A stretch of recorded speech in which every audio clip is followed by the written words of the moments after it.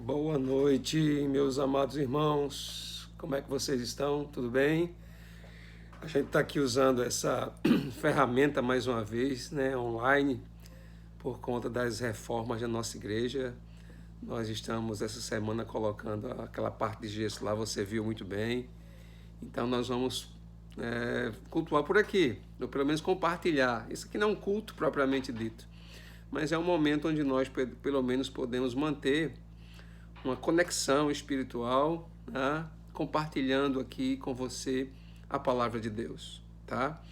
Eu peço as suas orações por esta semana que virá, para que tudo ocorra bem, para que a obra seja terminada ali dessa parte. Mas deixa eu introduzir aqui esse momento também com a palavra de oração. Amado Deus e Pai, eu rogo nessa hora, Senhor, que teus filhos e filhas tenham tido um dia abençoado e que esse tempo agora juntos seja proveitoso, seja um tempo esclarecedor para as mentes e corações. Que esta mensagem, ó Deus, onde quer que ela chegue, ela encontre ali, Senhor, repouso e guarita em seus corações, para que tu operes a transformação, para que tu liberes, Senhor, um poder, para que o Senhor, ó Pai, seja o governante desta vida que ouvirá esta palavra. Eu te peço isso em nome de Jesus. Amém.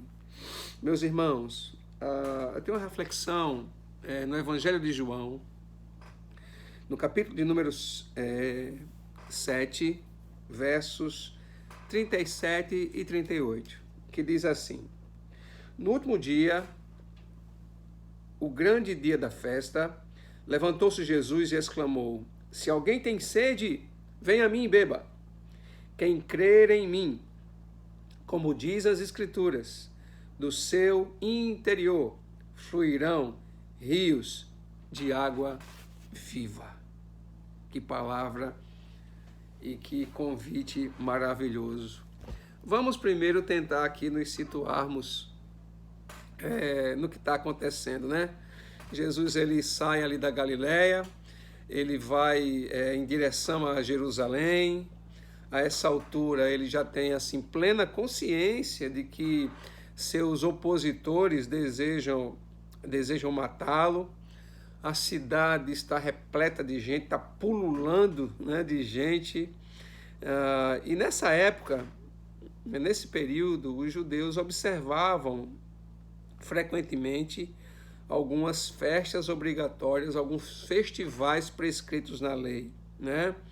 E a gente pode destacar pelo menos alguns deles, vamos lá, ou todos eles. A Páscoa, o Pessa, a festa dos pães asmos, que é o Matzah, a festa das primícias, o Puquirim, né? A festa dos pães ázimos, a festa das semanas, né? O Shavuot, ou Pentecostes, a festa das trombetas, Rosh Hashanah, né?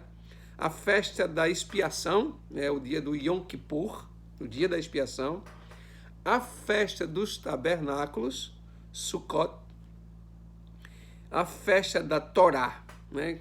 Que é celebrada no final do Sukkot, da festa dos tabernáculos, que marcava o tempo, o término e o início anual da leitura pública da Torá. Então, olha que coisa interessante era esse sistema litúrgico, festivo, invocando sempre a palavra de Deus, trazendo a palavra de Deus, a lei de Deus, os preceitos de Deus no centro da vida da nação inteira. Isso era algo muito bonito de se ver, porque fazia com que as pessoas se juntassem com um propósito maior do que simplesmente estarem juntas, né? Elas estavam ali para obedecerem à lei do Senhor. Estas eram as principais festas obrigatórias do calendário judaico na época de Jesus.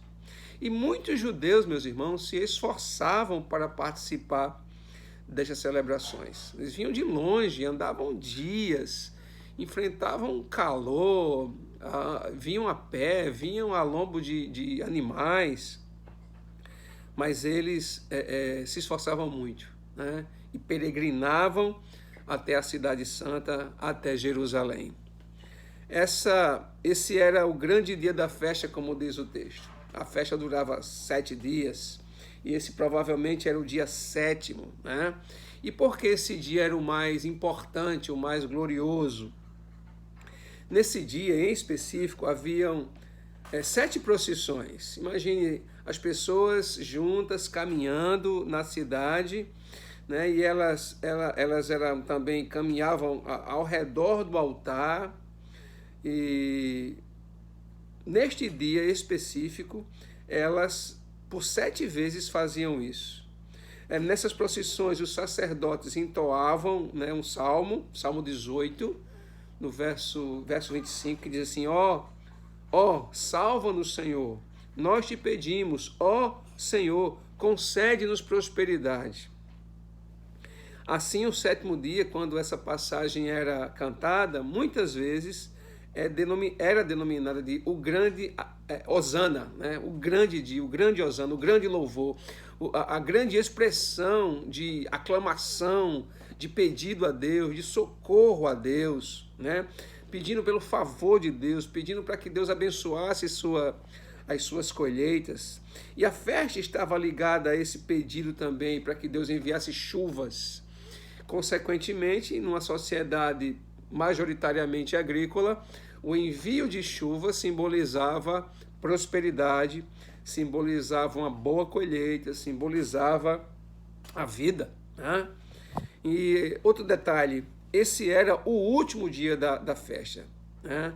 A série regular de sacrifícios havia sido já cumprida, e nesse momento o que acontecia? Eles iam até o tanque de Siloé em procissão, e lá eles pegavam a água, né, na tarde daquele dia, e estava prestes já também a desmontar todas as tendas, todos os acampamentos, mas eles pegavam daquela água e do tanque de Siloé até o templo, né, e era o apogeu da festa, porque todos ali iriam pedir pelas bênçãos de Deus. Era o ápice daquela festa, e eu acho interessante, porque é nessa hora que o Senhor Jesus faz o seu convite, né, irresistível, vamos assim dizer, o seu convite maravilhoso. Ele faz uma estrondosa proclamação. Ele faz venham ver, algo assim que chamou bastante a atenção daqueles ouvintes. Esse momento provavelmente está ligado a Isaías 55, verso 1. Você poderia abrir, por favor, meu irmão, em Isaías 55, verso 1. Vamos ver aqui o que o Senhor nos diz. Em Isaías 55, 1. A todos vós, os que têm sede, vinde às águas, e vós, os que não tendes dinheiro, vinde e comprai e comei. Sim, vinde e comprai sem dinheiro e sem preço vinho e leite. Então, provavelmente haja esta referência, lembrando deste momento que Isaías conclama o povo a virem até o Senhor, tá? Imagine agora em uma terra onde a água era escassa e a necessidade dela sempre urgente. Imagine isso. E imagine agora essas pessoas ouvindo esse convite, este apelo de que quem quisesse de água milagrosa, maravilhosa, poderosa, ela estaria à disposição.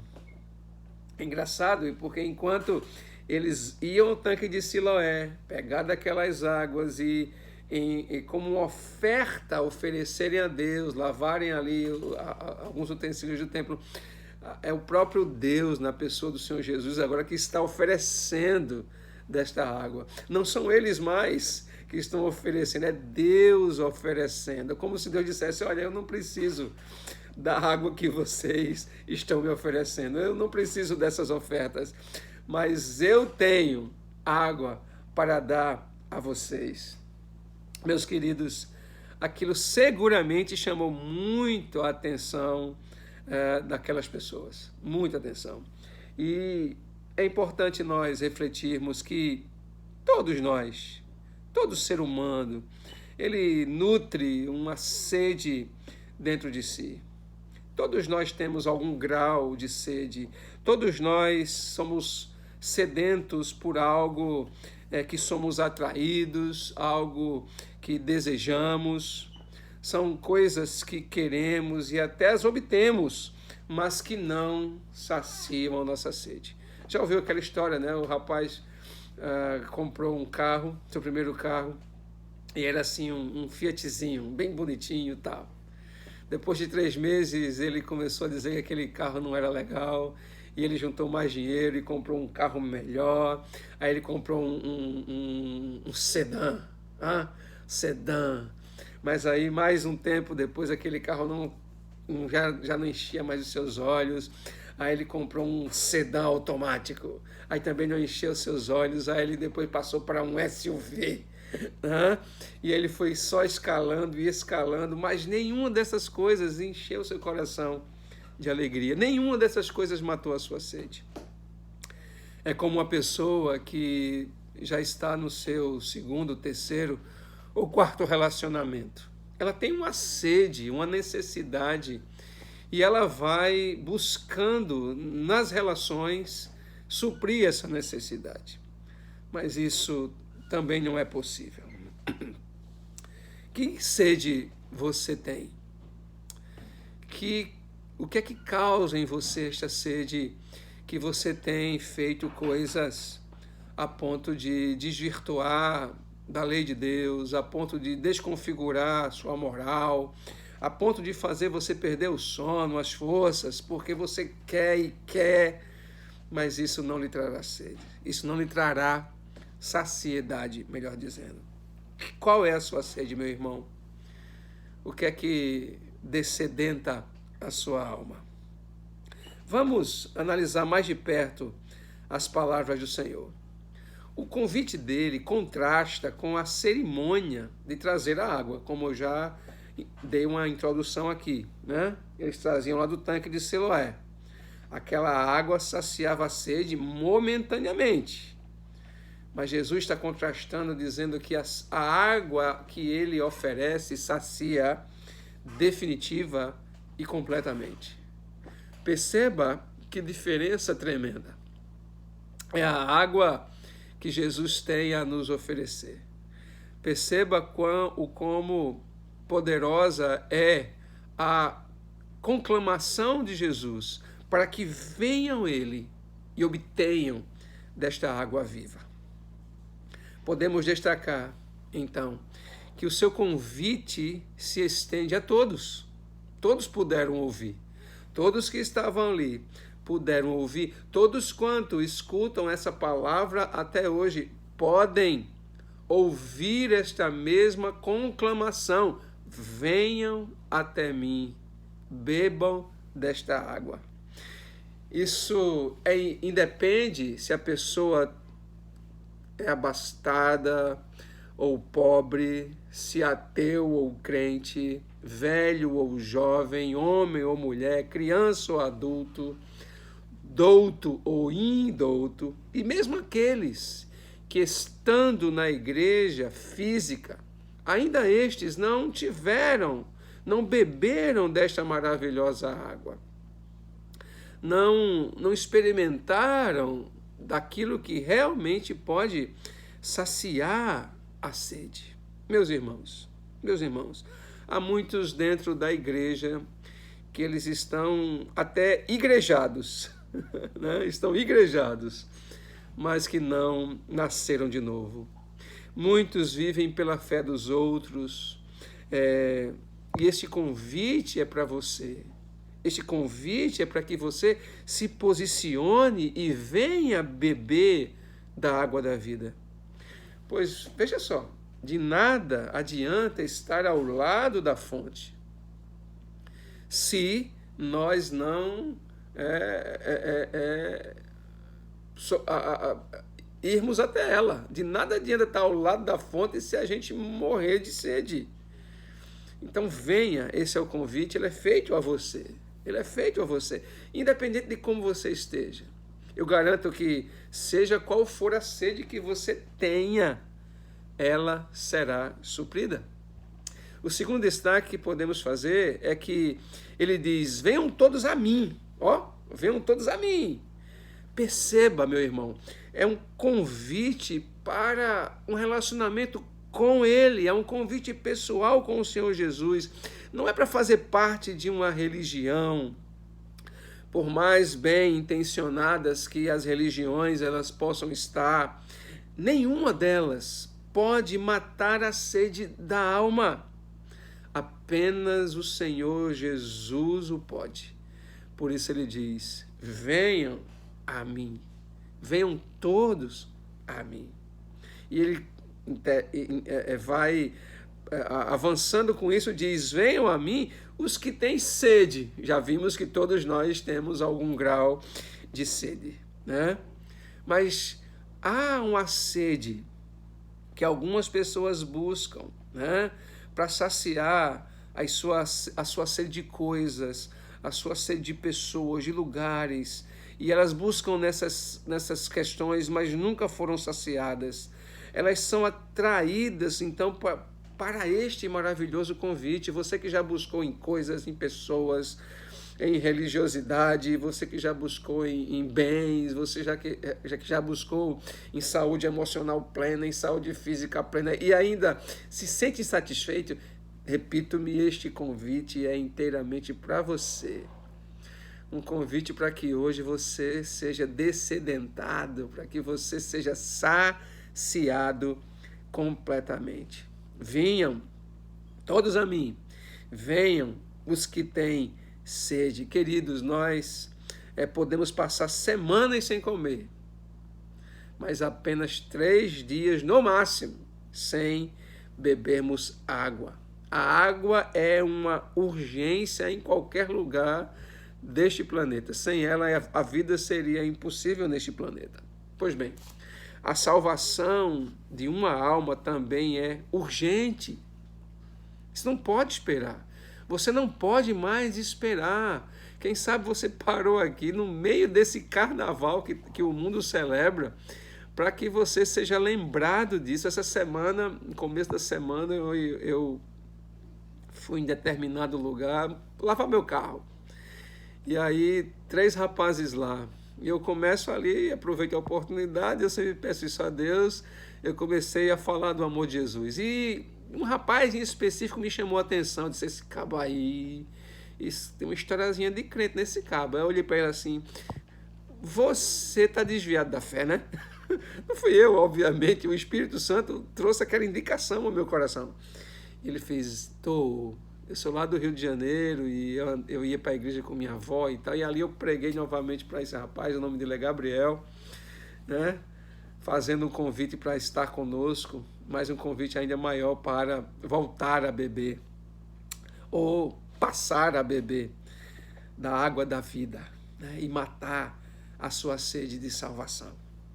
Meus irmãos, o convite de Jesus, ele traz em si algumas exigências. Sim, no reino de Deus é um reino de exigências, de obrigações, de deveres, de tarefas a cumprir. Ele diz: venha, né? Venha. Ou seja, é um rompimento imediato. Imediato. Queridos, como alguém já disse, toda indecisão é a decisão de não decidir. Vou repetir aqui, é interessante isso. Toda indecisão é a decisão de não se decidir. Então, decida-se por Jesus. Sabemos que essa decisão primeiro parte dele, né? Essa inquietação primeiro parte dele. Então, atenda e se decida por Jesus. Decida-se em atender o seu chamado de amor. Aqueles que não estão em Cristo já se posicionaram contra ele. Olha as palavras do mestre: aqueles que não são comigo, que não estão comigo, estão contra mim. Aí eu pergunto, eu sei que você afirma dizer que não está contra Jesus, mas se você vive uma vida longe do Senhor, longe daquilo que Deus preza, como a sua igreja, como a comunhão dos santos, como os sacramentos, o sacramento do batismo, o sacramento da Eucaristia, que é a nossa Santa Ceia, se você vive fora desses preceitos, você está contra Deus, você está longe dos caminhos do Senhor.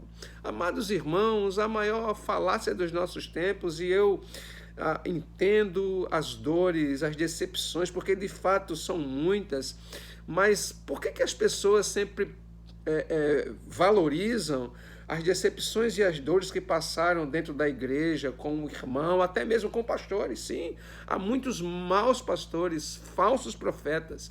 Na nossa própria cidade, meus amados irmãos, eu falo isso com lamento. Gente que se diz pastora, pastor, mas que assedia pessoas, que ostensivamente vive uma vida desproporcional a um pastor, a um sacerdote. Eu sei, então a gente fica triste realmente, mas meus irmãos, eu quero também lembrar você que a igreja está viva, que existem sim nesta cidade bons homens de Deus, excelentes igrejas nesta cidade fazendo trabalho relevantes para o reino de Deus, alguns desconhecidos, muitos desconhecidos, outros bem conhecidos. A gente precisa orar por estes homens e mulheres. Então, assim, não se dê essa desculpa, não entre nessa conformidade mundana de dizer que igreja não importa. Não, ela é a noiva de Cristo, meu irmão, nós somos a noiva do Cordeiro. Entendeu, meus amados irmãos?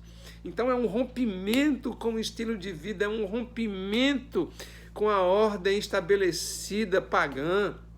Rompa com isso. De se espantar, meus irmãos, a quantidade de blocos gospel.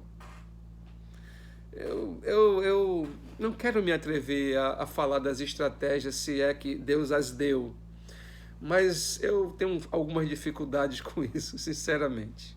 Deus pode estar usando isso, pode, mas eu fico com algumas ressalvas, porque alguns apenas interagem com o ambiente e se divertem. Eu não quero, repito aqui, trazer pesos de julgamento, mas eu tenho dificuldades com isso. Ainda tenho dificuldades, talvez as dificuldades estejam em mim. E geralmente é assim, né? A dificuldade não é com a palavra, não está na palavra, não está em Deus, não está em igreja. A dificuldade está na gente. É a gente que não perdoa, é a gente que é orgulhoso, é a gente que é fofoqueiro, é a gente que é avarento, é a gente que que fica se automaldizendo, né? É a gente que fica procrastinando decisões importantes para a fé, para a vida, para a família, para os relacionamentos, para o casamento, para a criação dos filhos. E aí é mais fácil terceirizar, usando maus exemplos que infelizmente nós temos. Jesus falou claramente que no meio da sua seara o trigo e o joio crescem juntos, meus irmãos. O joio e o trigo crescem juntos. Cabe a nós identificarmos, e Deus os tira.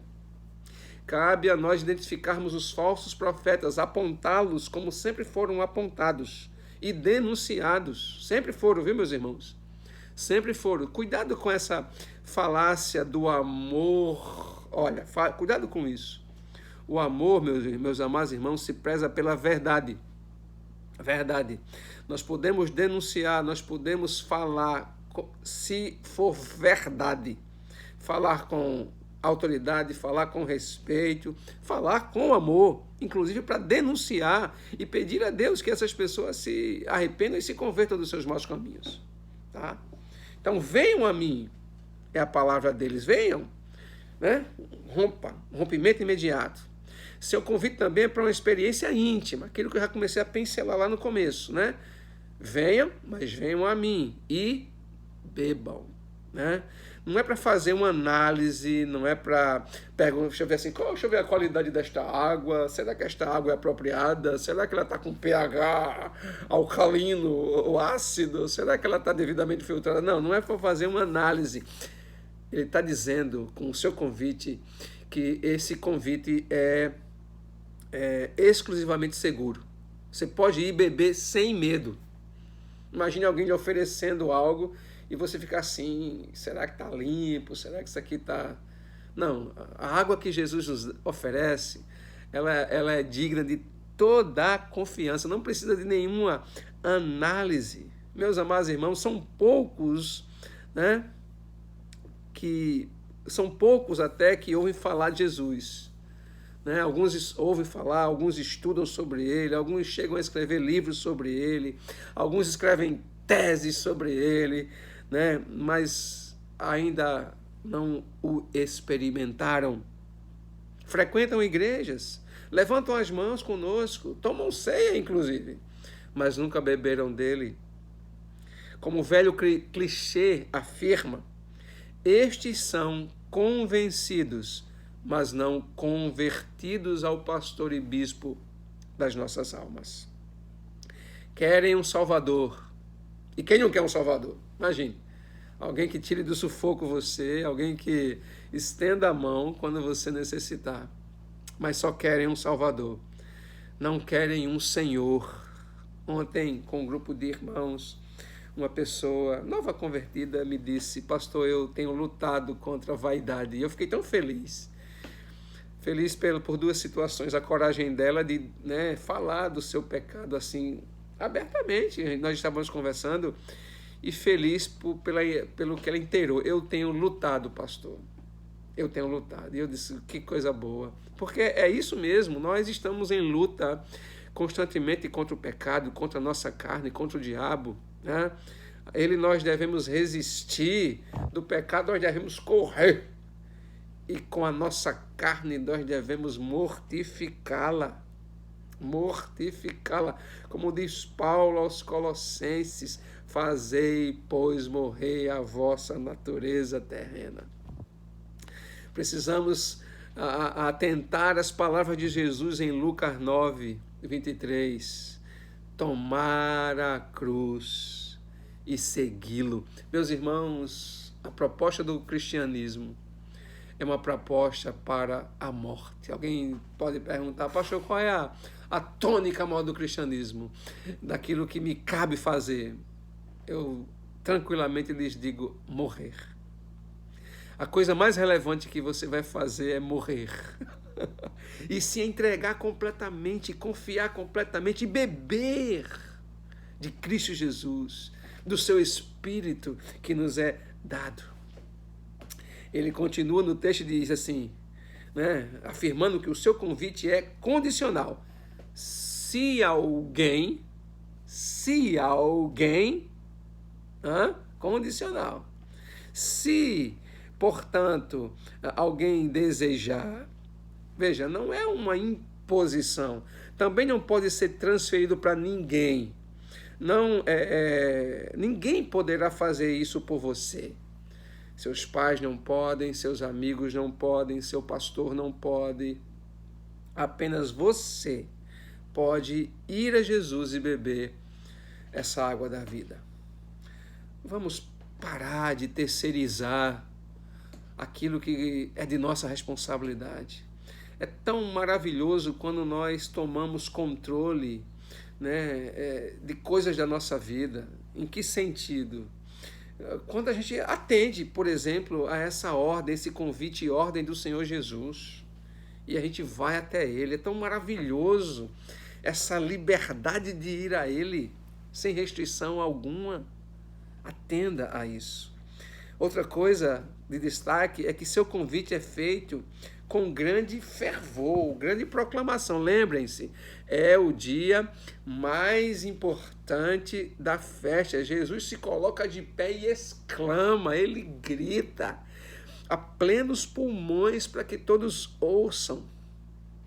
Agora, que coisa estranha, né? Aquilo que também já pincelei, introduzindo lá no começo, não é o sedento quem clama. Você, como eu, já jogou bola no meio da rua? Eu tenho certeza. Lembra? Batia na porta de alguém, Dona Maria, me deu um copo d'água. Eu jogando bola, eu nunca vi Dona Maria abrir aquele portão para oferecer água pra gente que estava jogando bola no meio da rua. Éramos nós que íamos perturbar a Dona Maria. Aqui é exatamente o oposto. Não é quem está com sede, mas é aquele que tem água que oferece. Isso demonstra seu amor, sua compaixão, sua misericórdia por nós. Isso mostra também, meus irmãos, que nós não temos nem noção do que necessitamos de fato. Mas Jesus sabe do que precisamos. E Ele faz esse grande clamor, esse clamor, é fervoroso isso. Venham, bebam, tomem. Ele pode saciar a nossa sede. O que é isso? Se não graça, se não misericórdia, se não bondade de Deus. Amados, lembrem-se. Quem éramos sem Deus? Mortos em nossos delitos e pecados. Éramos cegos, pobres e nus. Escravos do pecado e do diabo. Condenados à morte eterna e ao inferno. Isto era o que nós éramos, meus irmãos. Mas esse Deus em amor nos chamou, nos predestinou, nos escolheu, nos elegeu, disse: venham a mim e bebam, venham a mim e tenham vida. O que é que você está esperando? Me diga, o que é que você está esperando para ir a Ele? Venha a Ele. Veja o que diz o apóstolo São Paulo aos Efésios, no capítulo 2, versos 4 e 5. Mas Deus, sendo rico em misericórdia, por causa do grande amor com que nos amou, e estando nós mortos em nossas transgressões, nos deu vida juntamente com Cristo. Pela graça vocês são salvos. Oh, glória! Pela graça nós somos salvos. É graça, meus irmãos, é bondade de Deus, é amor oferecido a inimigos, é amor abundante que apagou os nossos pecados, aleluia, oh glória! Apagou nossos pecados, pagou a nossa dívida, riscou a cédula de dívida que nós tínhamos contra Deus. Meu irmão, meu amigo, Jesus quer dar dessa água para você. Essa água, meus irmãos, é a pessoa bendita do Espírito Santo, habitando em você. Ele quer saciar a sua sede. Talvez você já tentou saciá-la em relacionamentos, em pessoas, em coisas, comprando, vendendo, mas eu posso lhes garantir que apenas Jesus pode descedentar, saciar a sua alma. Ele deseja saciar a sua vida. Essa água limpa também a gente. Que áreas da sua vida precisam ser limpas? Sua mente, seus lábios. É tão incompatível, meus irmãos, um cristão falando grosserias, palavrões. Parece que se tornou uma moda agora. Pastores influencers, eles falam palavras chulas o tempo inteiro. Alguém pode dizer: pastor, essas são as palavras que as pessoas usam normalmente. Mas, meus irmãos, será que isso realmente é necessário para a gente comunicar a verdade de Deus? Será que isso é realmente necessário, meus irmãos?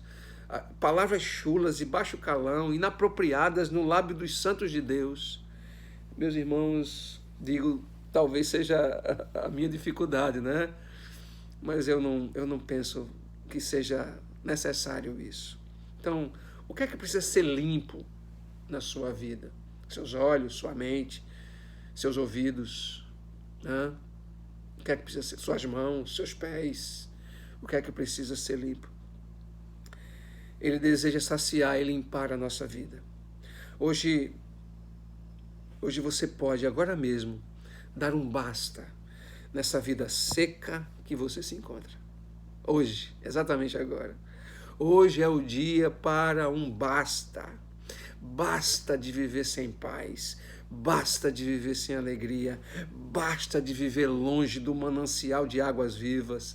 Receba o Espírito Santo, ele vai encher você de dons, ele vai direcionar a sua vida, ele vai trazer razão e sentido para você viver. Essa água, como já disse, ela é essa metáfora para o Espírito Santo. Jesus está falando aqui dessa pessoa bendita, o Deus Espírito Santo, que seria dado a eles e a nós, e que viria habitar dentro deles. Como nós vemos no capítulo 14, versos 16 e 17, essa afirmação, que ele vem habitar dentro. Aí o Senhor Jesus, no capítulo 14, ali, ele é bem assertivo. Verso 14, 16, 17, né, 7 capítulos adiante, ele é mais assertivo, afirmando que o Espírito Santo vem habitar na vida daqueles que são salvos. Meus irmãos, podemos destacar algumas lindas características do Espírito Santo, do Deus Espírito Santo, que não é apenas uma força, que não é apenas a força ativa de Deus, não, ele é uma pessoa bendita, que vive em harmonia na trindade de Deus, um Deus único que vive em harmonia na sua trindade, um ser que é totalmente outro, que não cabe na lógica humana, e que um dia o veremos e entenderemos perfeitamente como ele é, só na eternidade com corpos e mentes glorificadas. Mas algumas características do Espírito Santo, desta água que Jesus está oferecendo. Ele é o Consolador, meu irmão. Ele é o Consolador, ele é um Consolador semelhante a Jesus. A palavra allos, ou alos do grego lá, é para dizer que ele é o mesmo em essência. Tem duas palavrinhas, héteros e alos. A palavra aqui é alos, ele é semelhante, ele é da mesma essência de Jesus. Deus vai lhe enviar um outro Consolador. Deus vai lhe enviar alguém da minha essência, da essência do Pai, da essência do Filho. Este é o Deus Espírito Santo. Esta é essa água que Jesus está nos oferecendo. Ele é o Paráclitos, né? A palavrinha para advogado, alguém que está junto no tribunal, ajudando, alguém que está ali para proteger, salvaguardar os direitos, né? Ele é essa pessoa conosco, intercedendo em nosso favor. Consolador, semelhante a Jesus. Mas ele também é um Consolador que está constantemente conosco. Não nos abandona, né? Está conosco quando nós não percebemos, nos auxilia em nossas fraquezas. Jesus afirmou que ele sempre estaria ao nosso lado. Mesmo em dias, eu sei, há dias que a gente acha que ele nos abandonou. É uma bobagem. Essa é uma bobagem, meus irmãos. Ele nunca nos abandona. Nós é que o abandonamos, nós é que ficamos dispersos do seu amor, do seu cuidado e da sua presença. Por isso que nós precisamos sempre estar alimentando nossa vida, nosso olhar, nossos ouvidos, nosso coração com a palavra de Deus, com as coisas de Deus, com louvores, com filmes bíblicos, com bons livros. Aqui eu estou em uma bibliotecazinha bem pequenininha aqui no meu quarto, a outra está lá dentro ali, sempre se cercando das coisas de Deus, ouvindo uma mensagem, reouvindo, revendo mensagens pregadas. Para quê? Para quê? Para alimentar a alma das coisas de Deus. Quem entendeu aí, dá um glória aí, bota aí um glória aí nesse digital aí. Tá? E não se esquece de dar o like também, como todo mundo diz, eu vou dizer também. Oh, meus irmãos, ele é o Consolador, né? Como semelhante a Jesus, e ele é o Consolador que constantemente está conosco. Terceira característica, ele é o Espírito Santo. Ele é a fonte da verdade. Este mundo, como Jesus afirmou, não pode recebê-lo, né? E por que este mundo não pode receber? Mas apenas aqueles que o Pai enviar até Jesus. Meus irmãos, este mundo está imerso em escuridão, em trevas, em pecado, no engano. Este mundo se alimenta de mentiras, de fake news, como é uma palavra muito popular no nosso país. Esse mundo vive e estabelece para satisfazer os desejos da sua carne. Então, não há como este mundo receber.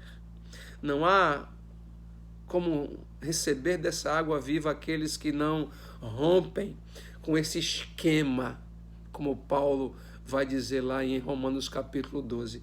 Tem que romper com esse esquema. Tem que nascer de novo, como Jesus disse a Nicodemos.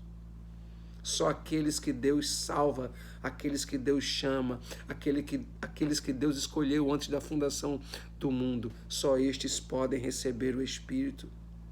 Só estes são esclarecidos acerca da verdade. Quarta característica, já vimos que ele é um consolador semelhante a Jesus, da mesma essência, allos ou alós. Ele é um consolador que sempre está conosco, ele é o Espírito Santo e a fonte da verdade, e ele é o Espírito Santo, o Deus que habita em nós. Meus irmãos, nenhuma edificação pode conter a Deus. Deus não tem nem palavras para descrever a sua imensidão. Deus nem na imensidão cabe, meus irmãos, porque a imensidão denota uma medida de extensão. Deus vive acima disso, além disso. Ele está acima do tempo, espaço e matéria. Perceba como é tremendo o nosso Deus. Mas ele resolveu habitar dentro de você. A tenda do tabernáculo não podia contê-lo, apesar dos judeus pensarem que ali era o centro do universo, que Deus estava ali. O templo de Salomão, lindo, belíssimo. Os outros subsequentes. O templo de Herodes, nenhum pôde conter a Deus e sua majestade. Mas este Deus, na pessoa de Cristo, nos dá o seu Espírito e vem habitar dentro de nós. Oh, glória! Oh, glória a Deus! Você já percebeu, pensou, meu irmão, que de maneira misteriosa ele quer habitar dentro do crente, dentro de você, dentro de todo aquele que o confessar como Salvador e Senhor de sua vida. Perceba, ele não veio apenas habitar entre nós, mas dentro de nós. O nosso corpo, o seu corpo, meu irmão, se tornou o lugar santíssimo. Você se tornou o Santo dos Santos, a habitação santíssima de Deus. Isso é muito sério. Então isso já traz algumas outras implicações. A maneira como nós cuidamos do nosso corpo, aquilo que nós comemos, a maneira como nós nos vestimos, a maneira como nós interagimos com o meio ambiente, a maneira com que vemos entretenimento, porque estas coisas afetam o nosso corpo, e esse corpo é morada de Deus, é a habitação do Espírito Santo. Amém, meus irmãos? Eu quero trazer para meus irmãos agora, encerrando aqui essa reflexão, breves aplicações. A primeira delas, venha a Cristo. Venha a Cristo e receba o Espírito Santo, para que não volte a ter sede. É uma promessa, meu irmão, de satisfação plena. Por isso, venha. Segunda coisa, o resultado é que do seu interior fluirão rios. Capítulo 4, verso 14, fala isso claramente. Diz que ele será, aquele que o Espírito Santo vem habitar, diz assim, ele será uma fonte a jorrar.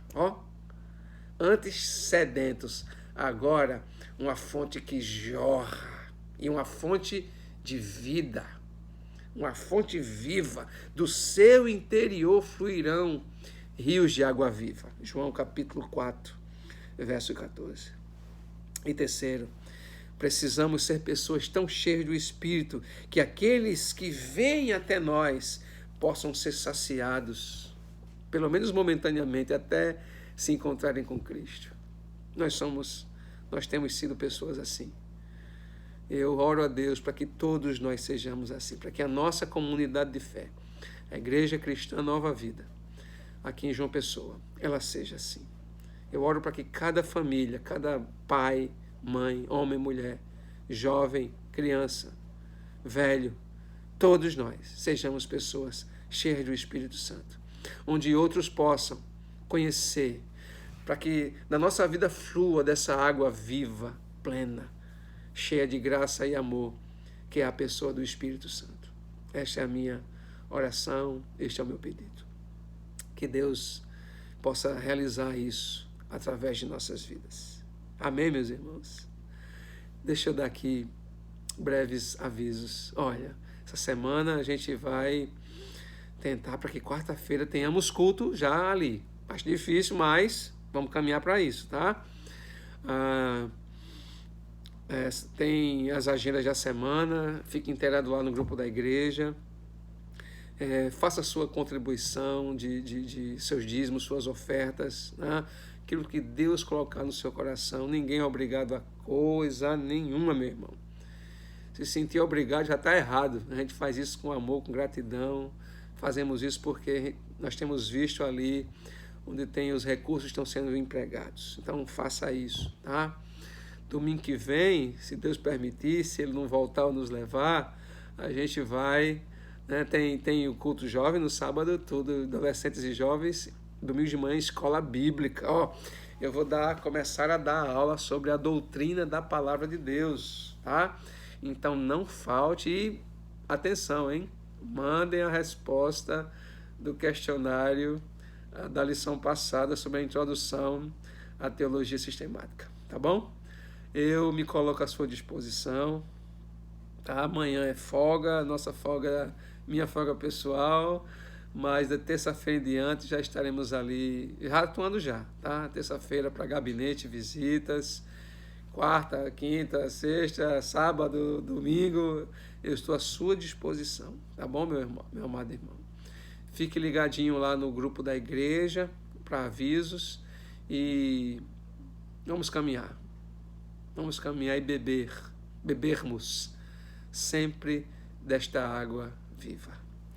Meus queridos, que Deus te abençoe rica e abundantemente. Estenda assim a sua mão comigo assim. Amado Deus e Pai, que a tua poderosa e bendita mão toque meus irmãos, que o Senhor os abençoe.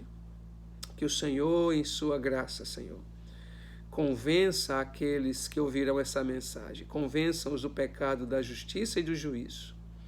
Por favor, Senhor Deus, use esse meio eletrônico, essa reflexão aqui, como um alcance para vidas que estão sedentas. Em nome de Jesus eu te peço, que Deus nos abençoe rica e abundantemente. Uma boa noite, irmãos. Paz.